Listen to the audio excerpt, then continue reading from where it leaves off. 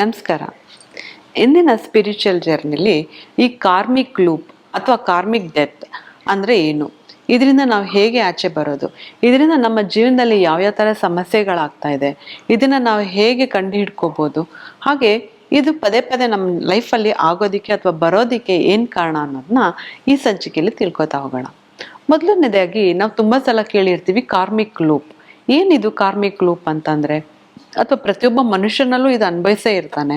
ಇದು ಯಾಕೆ ಎಲ್ಲರ ಲೈಫಲ್ಲೂ ಬರುತ್ತೆ, ಅಥವಾ ಇದು ನನಗೆ ಪ್ರತಿಯೊಂದು ಸಮಸ್ಯೆಗಳು ನನಗೆ ಯಾಕೆ ಬರ್ತಾ ಇದೆ, ಅಥವಾ ಪದೇ ಪದೇ ನಡೆದಿದೆ ನನ್ನ ಜೀವನದಲ್ಲಿ ಯಾಕೆ ನಡೀತಾ ಇದೆ, ಇದನ್ನೆಲ್ಲ ನಾವು ಒಂದ್ಸಲ ಕುತ್ಕೊಂಡು ಯೋಚನೆ ಮಾಡಿದಾಗ ತುಂಬ ಯಾಕಂದರೆ ನಮ್ಮ ಜೀವನದಲ್ಲಿ ಪದೇ ಪದೇ ಸಮಸ್ಯೆಗಳು ನಡೀತಾ ಇದ್ರೆ, ಅಥವಾ ಎಲ್ಲರೂ ಜೀವನದಲ್ಲಿ ಚೆನ್ನಾಗಿದ್ದಾರೆ, ನನ್ನ ಜೀವನದಲ್ಲೇ ಮಾತ್ರ ಯಾಕೆ ಈ ಥರ, ವೈ ಇಟ್ಸ್ ಓನ್ಲಿ ಮೀ ಅಂತ ನಾವು ಕೂತ್ಕೊಂಡು ಯೋಚನೆ ಮಾಡಿದಾಗ ನಮ್ಮ ತಲೆಗೆ ಏನು ಹೊಳಿಯೋದೇ ಇಲ್ಲ. ನಾವು ಕೆಲವು ಟೈಮ್ ಅನ್ಕೋತೀವಿ, ಅಯ್ಯೋ ಇದು ನನ್ನ ಹಣೆ ಬರ ಅಥವಾ ನನ್ನ ಕರ್ಮ, ನಾನು ಇದು ಅನ್ಭವಿಸ್ಲೇಬೇಕು, ಇದರಿಂದ ನಾನು ಆಚೆ ಬರೋದಕ್ಕೆ ಆಗೋದಿಲ್ಲ ಅಂತ ತುಂಬ ಸಲ ಅಂದ್ಕೊಂಡು ನಮಗೆ ನಾವೇ ಸಮಾಧಾನ ಮಾಡ್ಕೊಂಡು ಮುಂದೆ ಹೋಗ್ಬಿಡ್ತೀವಿ. ಆದರೆ ಇದರ ನಿಜವಾದ ಕಾರಣ ಏನು ಅಂತಂದರೆ ಕಾರ್ಮಿಕ್ ಲೂಪ್ ಅಂತಂದರೆ ನಾವು ಜೀವನದಲ್ಲಿ ಎಲ್ಲೋ ಒಂದು ಕಡೆ ಸಿಕ್ಕಾಕೊಂಡ್ಬಿಟ್ಟಿರ್ತೀವಿ. ಆ ಜೀವನದಲ್ಲಿ ಅಥವಾ ಕೆಲವೊಂದು ಪ್ರಶ್ನೆಗಳಿಂದ ಅಥವಾ ಸಮಸ್ಯೆಗಳಿಂದ ಅಥವಾ ಕೆಲವೊಂದು ಜನಗಳಿಂದ ತುಂಬ ಪ್ರಯತ್ನ ಪಡ್ತಿರ್ತೀವಿ, ಅದರಿಂದ ಆಚೆನೇ ಬರೋದಕ್ಕಾಗೋದಿಲ್ಲ. ಸುತ್ತಿದ ಜಾಗದಲ್ಲೇ ಸುತ್ತಾ ಇರ್ತೀವಿ.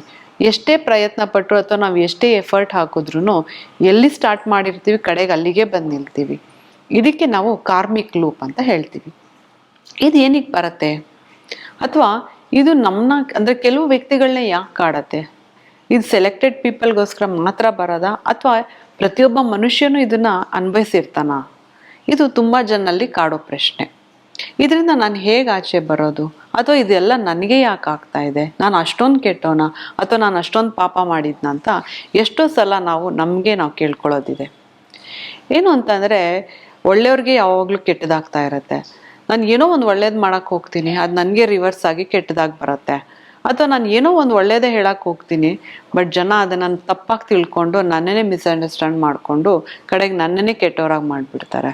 ಹಾಗಾದರೆ ಒಳ್ಳೇದು ಮಾಡೋದೇ ತಪ್ಪ, ಅಥವಾ ನಾವು ಒಳ್ಳೆತನ ತೋರಿಸೋದೇ ತಪ್ಪ? ಇದು ಎಷ್ಟೋ ಜನ ಮನಸ್ಸಲ್ಲಿ ಕಾಡ್ತಾ ಇರುವಂಥ ಪ್ರಶ್ನೆ. ಇದಕ್ಕೆ ಉತ್ತರ ಏನು ಅಂತಂದರೆ ನಾವೇ. ಯಾಕಂದರೆ ಪ್ರತಿಯೊಂದು ಸಲ ಸಮಸ್ಯೆಗಳು ನಮಗೆ ಬರ್ತಾ ಇದೆ ಅಥವಾ ನಮ್ಮಿಂದನೇ ಸಮಸ್ಯೆ ಆಗ್ತಾ ಇದೆ ಅಂದರೆ ಅದಕ್ಕೆ ಡಿನಾಮಿನೇಷನ್ ನಾವೇ ಆಗಿರ್ತೀವಿ. ಆದರೆ ಅದನ್ನು ನಾವು ಅರ್ಥನೇ ಮಾಡ್ಕೊಳ್ಳೋದಕ್ಕೆ ಹೋಗಲ್ಲ. ಪ್ರತಿಯೊಂದು ಸಲನೂ ನಮ್ಮ ಮುಂದೆ ಇರೋರ ಮೇಲೆ ಬ್ಲೇಮ್ ಹಾಕ್ತಾ ಇರ್ತೀವಿ. ಯಾಕಂದರೆ ಯಾವುದೇ ಒಂದಾಗಲಿ ಒಳ್ಳೆತನನ ಯಾಕೆ ದುರುಪಯೋಗ ಪಡಿಸ್ಕೋತಾರೆ, ಯಾಕೆ ಅಂತಂದರೆ ನಾವು ಅದನ್ನು ತುಂಬ ಗ್ರ್ಯಾಂಟೆಡ್ ಆಗಿ ಕೊಟ್ಬಿಟ್ಟಿರ್ತೀವಿ. ಏನು ಅಂತಂದರೆ, ನಾನು ಇರೋದೇ ಹೀಗೆ, ನೀನು ನನ್ನ ಹೇಗೆ ಬೇಕಾದ್ರೂ ಯೂಸ್ ಮಾಡ್ಕೋಬೋದು, ನೀನು ನನ್ನ ಎಷ್ಟಾದರೂ ಬೈಬೋದು. ಅಥವಾ ಒಂದು ರಿಲೇಷನ್ಶಿಪ್ಪಲ್ಲೇ ತಗೊಳ್ಳಿ, ನಾವು ತುಂಬ ಓವರ್ ಗಿವ್ ಮಾಡ್ತಿರ್ತೀವಿ ಅಥವಾ ಓವರ್ ಡೂ ಮಾಡ್ತಾ ಇರ್ತೀವಿ, ಅಥವಾ ತುಂಬ ಓವರ್ ಲವ್ ಮಾಡ್ತಾ ಇರ್ತೀವಿ.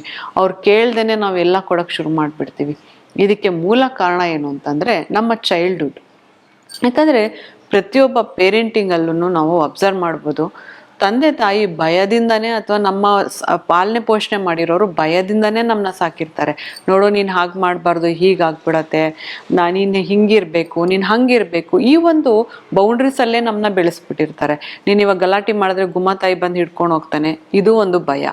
ಪ್ರತಿಯೊಬ್ಬ ಮನುಷ್ಯನಲ್ಲೂ ಈ ಒಂದು ಭಯ ಅನ್ನೋದು ಮನಸ್ಸಿನಲ್ಲಿ ತುಂಬ ಆಳವಾಗಿ ಬೇರೂರಿ ಇದು ಅವನು ಸಾಯೋವರೆಗೂ ಇದು ಇಂಪ್ಯಾಕ್ಟ್ ಆಗ್ತಾ ಇರುತ್ತೆ. ಆದರೆ ನಾವು ಯಾವುದೂ ಇದನ್ನು ಅರ್ಥನೇ ಮಾಡ್ಕೊಳ್ಳೋದಿಲ್ಲ. ಯಾಕಂತಂದರೆ ನಾವು ಚೈಲ್ಡ್ಹುಡ್ಡಿಂದ ನಮ್ಮ ಪೇರೆಂಟಿಂಗ್ ಹೇಗೆ ಬರುತ್ತೆ, ಇದು ನಮ್ಮ ಲೈಫ್ ಲಾಂಗ್ ಕೂಡ ಇದನ್ನು ಕಂಟಿನ್ಯೂ ಮಾಡ್ಕೊಂಡು ಹೋಗುತ್ತೆ. ಯಾಕಂದರೆ ಮಕ್ಕಳಿರೋರು ಸಾಮಾನ್ಯವಾಗಿ ನಮ್ಮ ಬಾಲ್ಯತನದಲ್ಲಿ ನಾವು ಕೇಳಿ ನಾವು ತಿಳ್ಕೊಳ್ಳಲ್ಲ, ನೋಡಿ ತಿಳ್ಕೊಂಡಿರ್ತೀವಿ.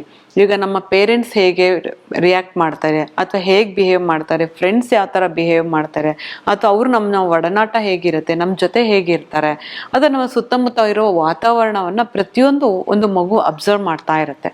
ಅಂದರೆ ಒಂದು ಸ್ಪಾಂಜ್ ಥರ.